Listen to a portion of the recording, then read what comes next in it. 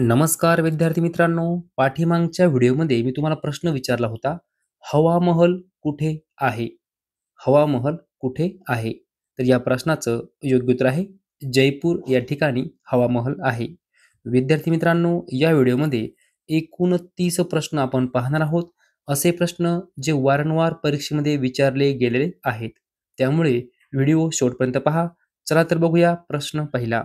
पहा, राजाराम मोहन रॉय यांचे कोणते फारसी पुस्तक 1809 मध्ये प्रकाशित झाले? तर या प्रश्नाचं योग्य उत्तर आहे तुहफत उल मुवाहिदीन.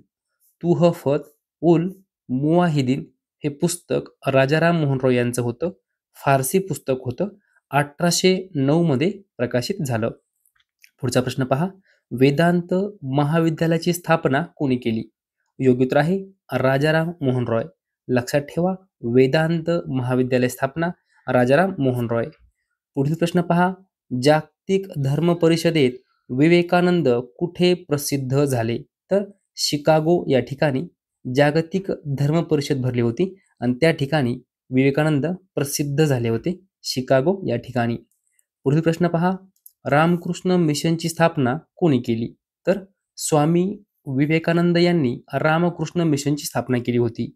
विद्यार्थी मित्रांनो, हा प्रश्न तलाठी भरतीमध्ये 5 ते 6 वेळा विचारला गेला आहे. हा प्रश्न पोलीस भरतीमध्ये 10 वेळापेक्षाही जास्त वेळा विचारला गेलेला आहे. पुढील प्रश्न पहा. संपूर्ण सत्य वेदांमध्ये आहे असे कोणी म्हटले? तर स्वामी दयानंद सरस्वती.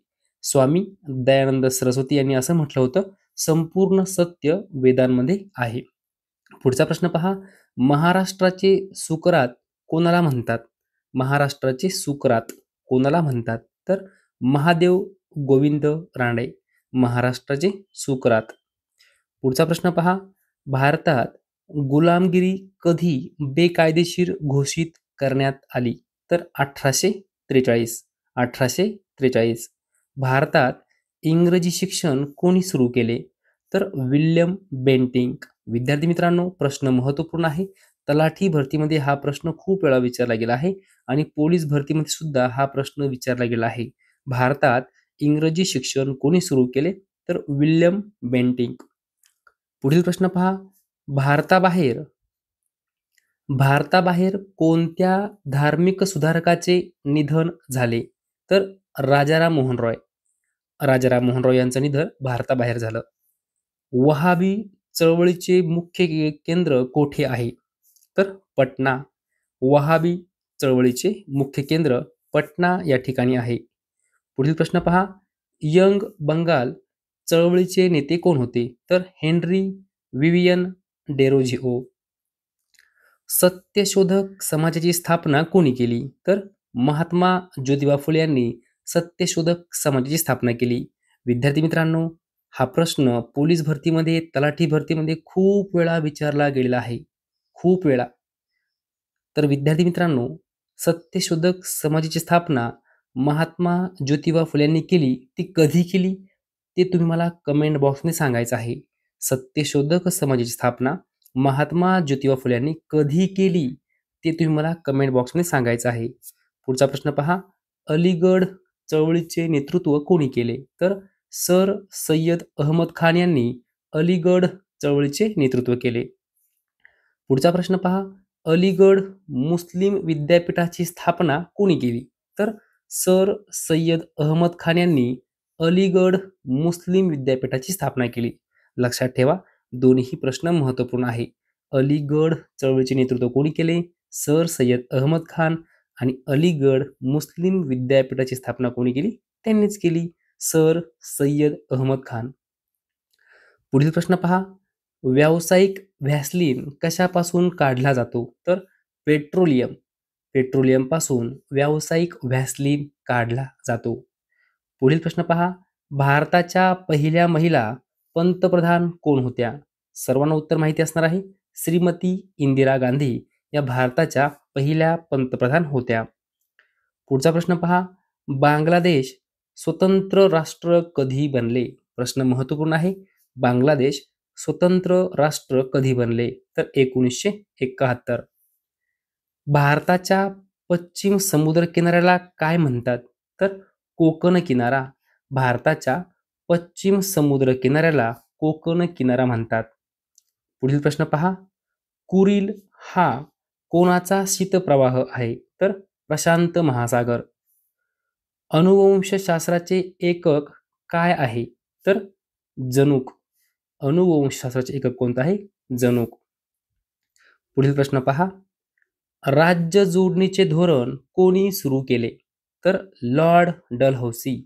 राज्य जोडणीचे धोरण कोणी सुरू केले? लॉर्ड डलहौसी यांनी.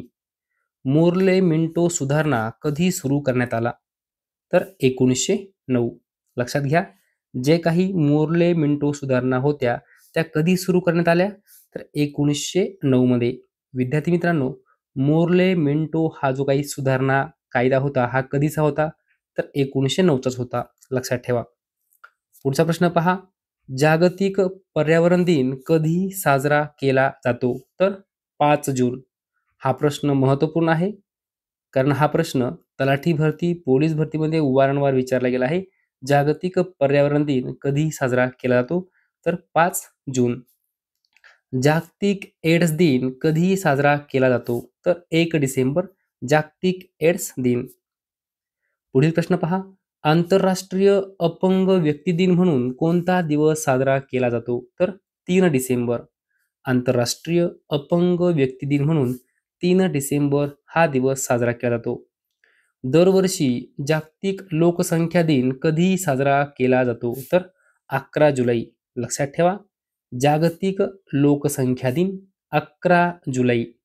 विद्यार्थी मित्रांनो, महत्त्वपूर्ण आहे, लिहून ठेवा. खूप वेळा प्रश्न विचारला गेला आहे. जागतिक लोकसंख्या दिन 11 जुलै. पुढील प्रश्न पहा.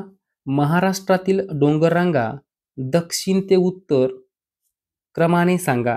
काय म्हटलं आहे? महाराष्ट्रातील डोंगररांगा दक्षिण ते उत्तर क्रमाने सांगा. आता विद्यार्थी मित्रांनो, दक्षिण ते उत्तर म्हटलेलं आहे. पहा, या साईडला कोणती दिशा असते?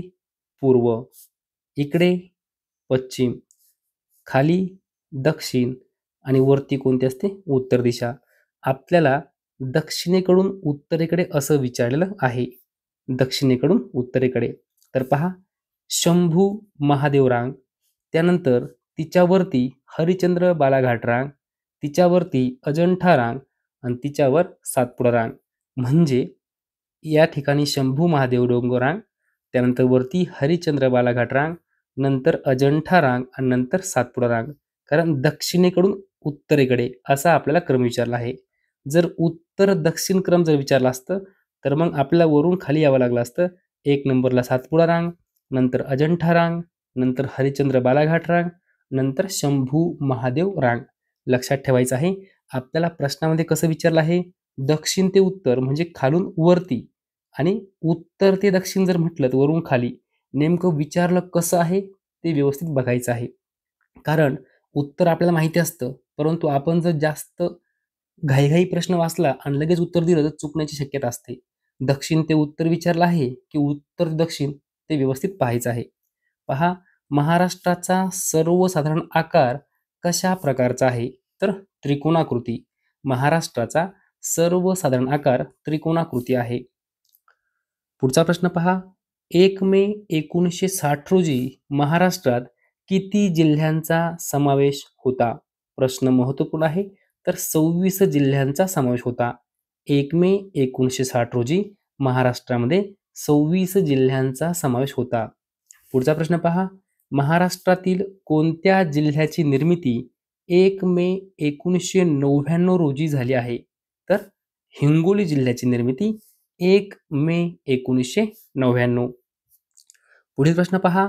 महाराष्ट्रातील पश्चिम घाट व पूर्व घाट कोणत्या ठिकाणी एकत्र आलेले आहेत? तर निलगिरी या ठिकाणी. सह्याद्री पर्वत हा कोणत्या दिशेने पसरलेला आहे? तर उत्तर दक्षिण. उत्तरेकडून दक्षिणेकडे असा सह्याद्री पर्वत पसरलेला आहे. लक्षात ठेवा, उत्तर दक्षिण.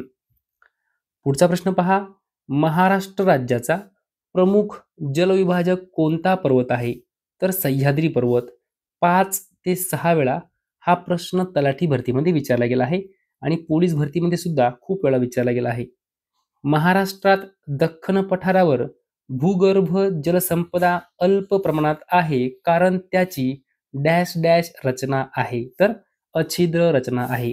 लक्षात ठेवा, महाराष्ट्रात दख्खन पठारावर भूगर्भ जलसंपदा अल्प प्रमाणात आहे कारण त्याची अछिद्र रचना आहे. विद्यार्थी मित्रांनो, या ठिकाणी आपला शेवटचा प्रश्न आहे. महाराष्ट्राने भारताचे किती टक्के क्षेत्रफळ व्यापलेले आहे?